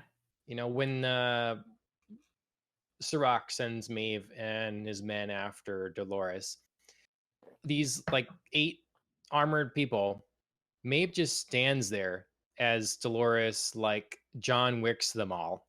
And then and then when they're all That was dead, super sweet, though. Maeve decides to go and attack with her sword. Yeah. Why did when you they had her like held for a moment, why don't you go stab her? Like, Yep. I feel like these guys they're used to writing a psychological kind of thriller drama, and now they want to do a psychological John Wick. And Yes. that's what it felt like in this last episode. And they're not used to doing that kind of show. Yes. The blocking and the structure for that we brought up in our episode way earlier. Caleb's just standing in the top of a vehicle with like the big gun rocket launcher thing or something, uh, Yeah. not getting shot Yep. and not shooting. Like, I don't know if that's editing or what, like, cut that sooner. Yeah. Show him there, and then he shoots. Yeah, And I feel like there's this weird disconnect between like the actual fight scenes which are choreographed well, but like there's limits to the believability of the outcome or mhm, people's actions during them. You know what I mean? Like the actual one-on-one fighting works for me. Like Dolores taking down those guys worked for me. Like it looked super cool. I believed that she could do it because I watched her do it earlier in the season. So like her capabilities in doing it made sense to me and I thought it was beautifully shot. But then I agree, like why was Maeve just like, you guys go get her. I'll just be here. Like I'll just wait. yep, instead of jumping in. They feel like excuses. Like they said it in this, everybody says this. We like to do action when it's to progress and forward the story. And I feel like they're not doing that. I feel like they're looking for excuses to have cool action sequences. And how Yes. can we make that work? It's the same as Yeah. when Maeve just killed all those people. Remember when she was put back in the system for a while in Nazi Germany? Yeah. And then she just Yes, goes and kills yes. everyone? She just I'm killed like, all the Nazis and you were what was like, that for? Why is that's this really here? great. That looks really cool, but why?" Oh, Yeah, I burnt off absolutely. some steam. Nice. Okay, Yes. good. Like, I just I don't know Yes, I what they're completely agree doing with there. that. Yep. Did HBO tell them, "Look, Game of Thrones, that had a lot of action. I had dragons, dragons, and you guys don't have any dragons, Right. and your numbers are not as good as Step Game it of up, Thrones. yeah. So I want to see some more action. You give us some Sure. more action." And I'm like, okay, let's fit some action. I don't know, but Well, and it's funny because I felt like season 2 in particular already had a lot of action, and it was a better balance of those action moments with, like, the yep, the very, like, intimate character portraits and details and yep. conversations. So I liked that overarching balance, between genres in season 2, even if I didn't love the way, like, the story played out in season Mhm. 2. I thought that So I feel like fighting, we need to, for season 4, marry season 2 and season 3 somehow, yeah. like, the best elements of those. I felt like in previous seasons of Westworld, action was fast and um like staggering, you know. It'd be Mhm, Dolores blowing out Anthony Hopkins' brains. It'd be, mhm, the man in black scalping a dude. It'd be right, they're kind of realistic, horrific moments, mhm, of violence. yeah, But you didn't see kung fu battles. Like yeah, yeah, there was no indication that these machines were martial arts experts now or something, pros in hand-to-hand combat. And if they altered their code for that, if they needed to show that, they mean like, oh, yeah, okay, kung I fu, get Krav Maga, like these you. things. Oh yeah, check Yeah, tens, level 10 on right, all these things. And wow, I can do this right. now. Yeah, I mean, they were always stronger than humans, I think, Yeah, that the was strength's always the there. Yeah, idea, the but yeah, durability. no, like right, but, like, the idea that they would actually know how to fight and, like, do these crazy things, yeah, Mhm. I agree, there needed to be a transition. Hmm. Well, look at. Oh yeah, I wanted. I Mhm. didn't know if it was a intentional thing or not, but to me, it Sure. very reminded me of the Ghost in the Shell in the end there with Dolores Okay. plugged in. It's a very Yeah, classic sort of image of the like tubes and cables coming down and just sitting there being plugged in and stuff, and just right. reminded me of that. I don't know.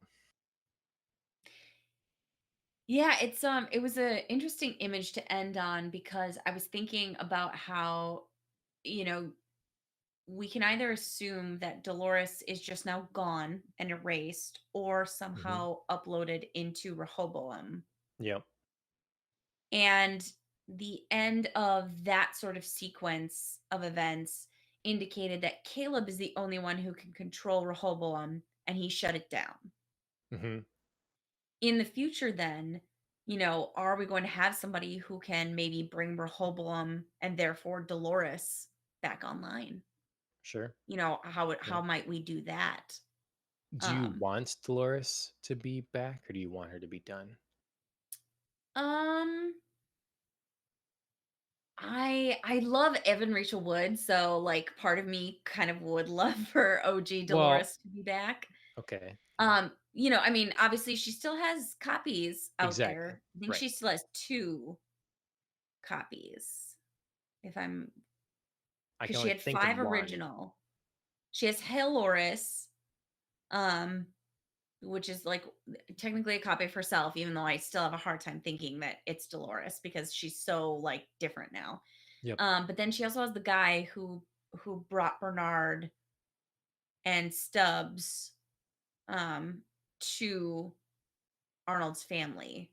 God, what is that guy's name? I cannot remember. He's Um, uh the guy that brought them there? Yeah, Um, so the guy who, like, jumped out and was, like, the police and then gave Bernard that little, like, briefcase and was like, "You oh, need to go," yes. but I can't Yes. remember what his name is. Ugh, And there it's was gonna bug another me. guy with him. Was that Yes. just another I guy? don't He didn't take his mask off. That's true. So we don't even know who that is. So Mhm. yeah, so definitely Dolores or versions of her are still out there. Yep. Like I said, I love Evan Rachel Wood, and like I'm gonna be very sad if OG Dolores is no more. Well, there's at least Um, one of her. Sirach spun right, her up. So, right. So yeah. yeah. I can So I don't know. see There's part of me that thinks it would be very fitting for her to just, go. Um, but it'd be interesting to see after being inside potentially Rehoboam how OG Dolores might change. Hale Loris is just going to bring up a copy of her just to, like, torture her. Yeah, Just to just yeah. to like She's feel that like she's angry. finally got a closure. Yeah, mhm, Yeah, she clearly is quite angry, as we saw, kind of in the ending moments of this mhm. episode. She leaves like her burned and scarred arm as a reminder of, what people are capable of. Man, yeah. So, So and you were right. You were right. So William isn't a host, but the man in black is. yeah, yeah, Ha! well Surprise. I did yeah. not see that coming. That was so great. Well, and I mean, how long has he been there? Like Hale may have just made him and stuff. So I wouldn't say I was Yeah. thinking this version, this way, but I didn't. I thought it was kind of unceremonious to just kill him in the credits.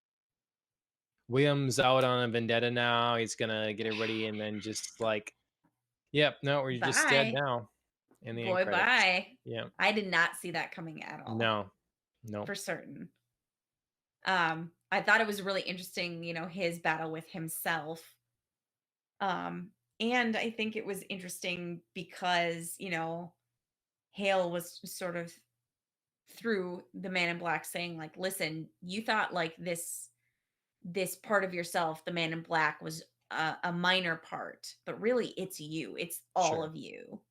And I thought it was very symbolic for then the man in black to kill William, because it's sure, like, no, you've been pretending to be this other thing your whole life and only letting, me out of you a small part of the year when really I'm there all the time. sure. So, very interesting. Um, well, it's like in the end thing with the producers. I don't think I wrote down the line, but I liked it. It's the same thing that's been said before. How you know we're all many sides or whatever, but Mhm. we are what we choose to act upon or whatever, kind of Yes. thing. And so maybe William was trying to change, trying to be better. I don't know. His whole like John Wayne cowboy, like Yeah. revenge style arc at the end there didn't suggest much change to me. So isn't the apocalypse over now? It's all fixed, right? I mean, the rioters should stop and everything, right? The Rehoboam has been shut down. Well, we'll never know. I mean, or potentially we'll never know since we skip into the future apparently. With Oh. Bernard like waking up and that like, dirt and dust covered Hmm. as his dirt and dust covered self that the producers confirmed at the end there that was going to be in the future. I had theorized that it would either be in the future or perhaps, be a side effect of the riots that, somebody bombed whatever hotel that they were in. Mm. And maybe he just got some dirt and dust on him Hmm. or whatever. But no, Interesting. apparently we're going to take a time jump into the future. And yeah, and then at this point, Hale will be like full scale war against the humans with her Could army be. of. Could Yeah, be. I mean, it would be an easier way to like skip how war starts. Right. That's a difficult thing Yeah. to display. So, I'm kind of I mean, I get it, but I'm also kind of disappointed because we do have to like skip over all the aftermath. hmm, Like there's some questions that you think you would be interested in, like, so what did happen to Caleb? Like, do we yeah. ever know? Like, does he have anything else to do, or is he just like living a life? you They know? set him up to be a, what's his name from Terminator? John. Oh, John Connor. Yeah, it's supposed to be a John Yeah, Connor, but and I don't think now so. He's yeah. lazy. Yeah. So, well, and what happens to Stubbs? Like, is he just on ice for, And 30 again, why was years he again? so late? Oh, that was another thing. Okay, so they showed us very Friggin' intricately. Stubbs.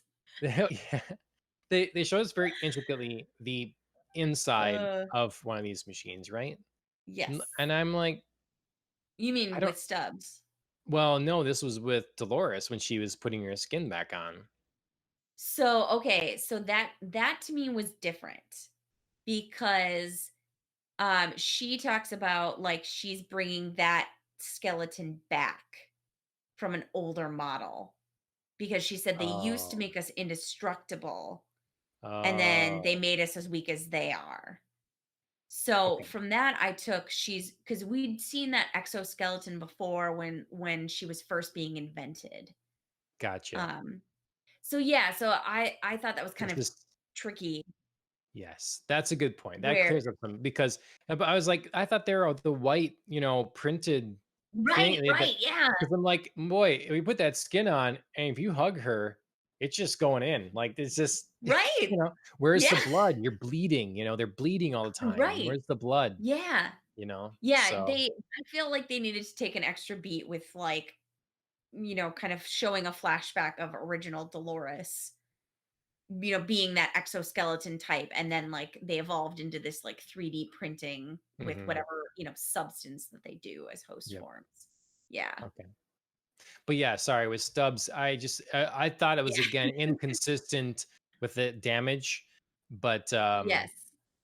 Well, I but mean, it is because he's supposed to be, park security and, like, have all this training, and somehow he just keeps getting shot and yep. stabbed and, just, like, falling down. Bernard gets It's away, he's like the scientist, but host he's like the host version of Caleb. Like, you have yeah, this military training, but somehow you are so ineffective. yep, yep.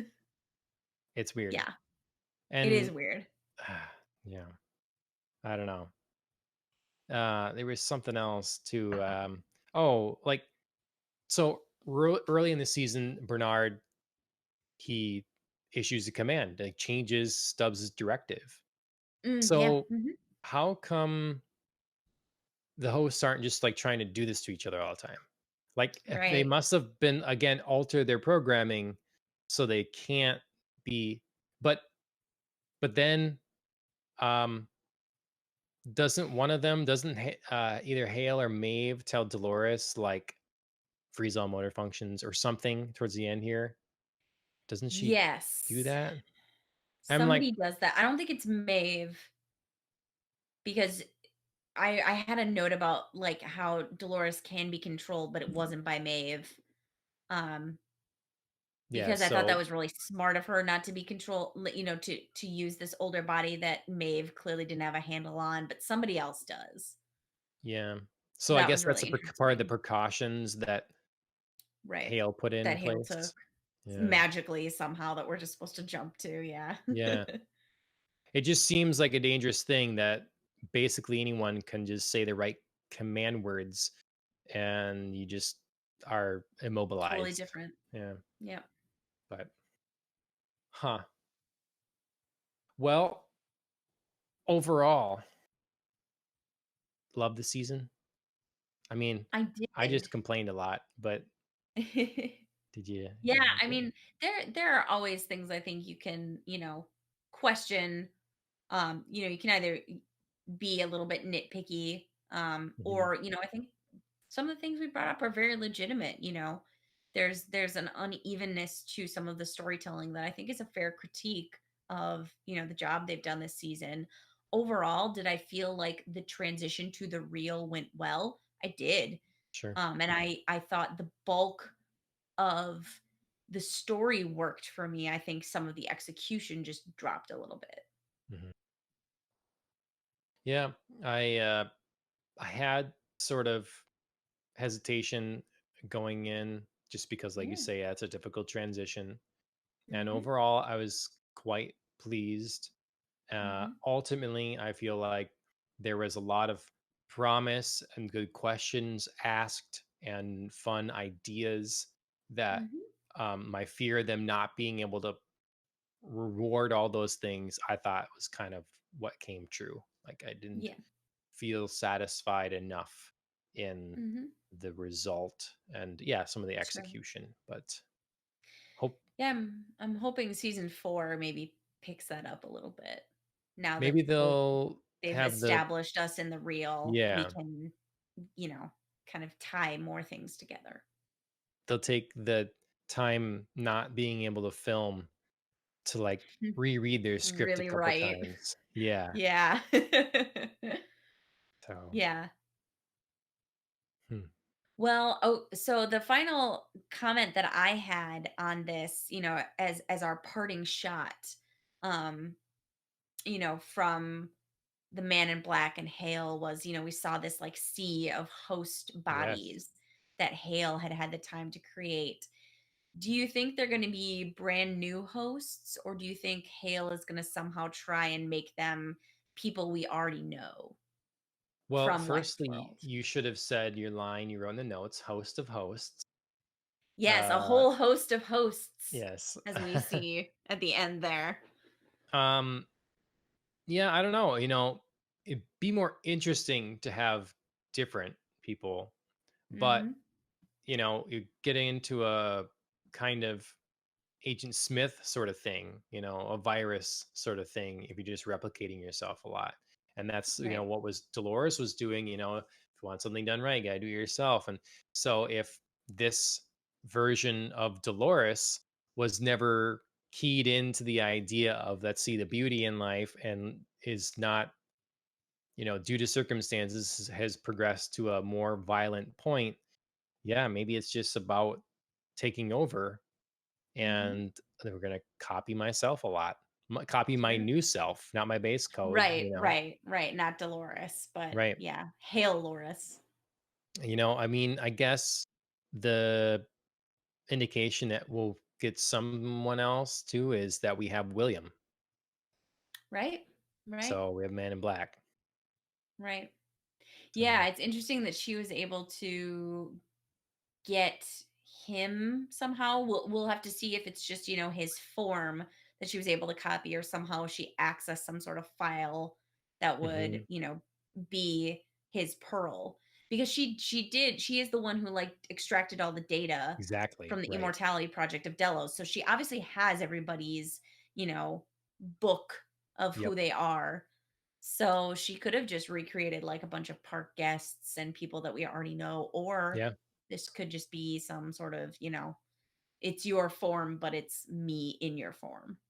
I have a feeling we'll have a mix. We're gonna have a mix. Yeah, We're gonna have some cool characters that are she's bringing back.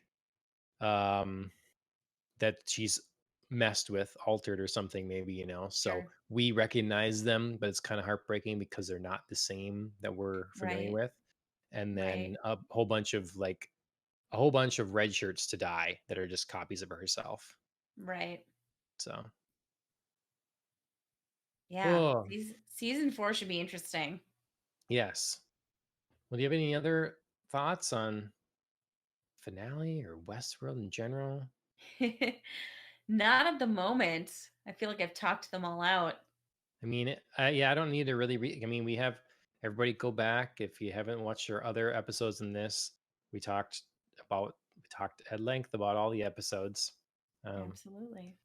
and if you guys are interested, let us know. We're probably gonna have a couple more guests on in a few weeks to just Yes. get some other opinions on the show. Maybe you're Mhm. sitting out there thinking, "Wow, these boobs don't know what they're talking about. I don't agree with them at all." Well, we're gonna have They're on so some other critical. boobs. Yeah, we're gonna have a couple other boobs on, then see That's if right. we'll see what they have to think. I was So gonna say, Chris tends to be very optimistic, so okay, he might have a rosier take on Westworld than we do. okay, yeah, I'll try not to interject too much and just like poke and prod.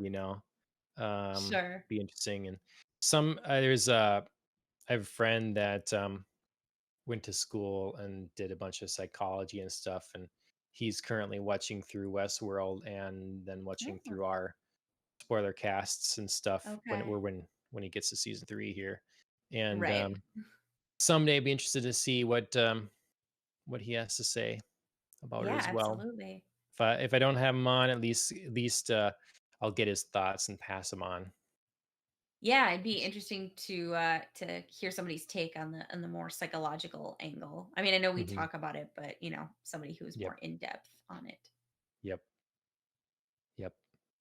Um, Otherwise, we'll be back this weekend is the Hmm. plan, for our regular, dare I say, full episode. Um, I Basically, they're was all gonna full say this is pretty episodes. full. Yep. Hmm. Um, and yeah, let us know if there's other topics you want us to cover. These have been our bonus episodes during the week. So if well, now that Westworld's done, that will be done. But we're looking at filling it with something else. So whether that be game streaming, or we pick another show to go through, Hmm. or we can do watch alongs or something. I don't know. We'll do Hmm. something. So um, Yeah. If anybody has opinions or thoughts, let us know. yeah. Yep. Otherwise, subscribe and like and share and comment. Um, Facebook, Twitter. Um, don't think we have Instagram yet. That's all right. Um, I need to get back once I'm done working more. I'll get back on doing some more Twitter things. Um, what else? Yeah, we're on YouTube. We're on all the podcast directories. Oh my god, just everywhere.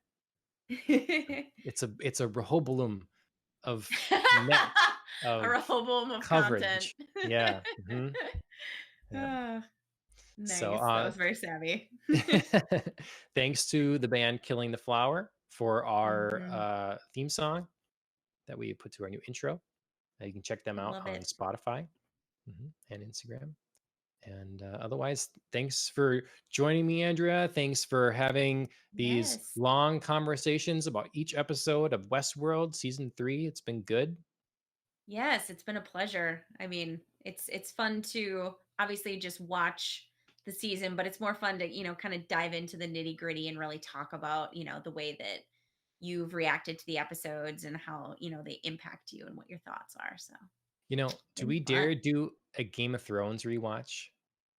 You know, our Oh. our bonus episode could just be Oh. we rewatch.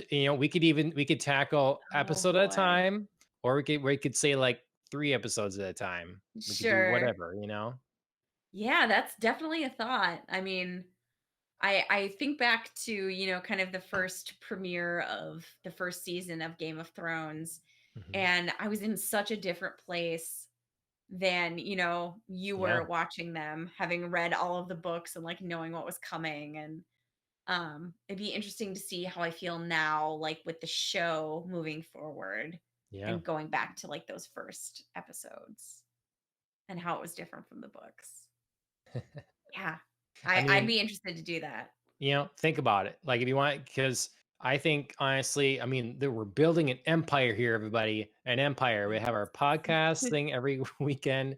We can do a bonus episode. That's our spoiler cast of say Game of Thrones now, maybe. And then we Yeah. can do a streaming event each week. Oh my God. You can't even keep up with all the content. You can't escape us. Yep. Yep. All right. Well, have a All good night, right. Andrea. Thanks everyone for You too. joining us. Cheers.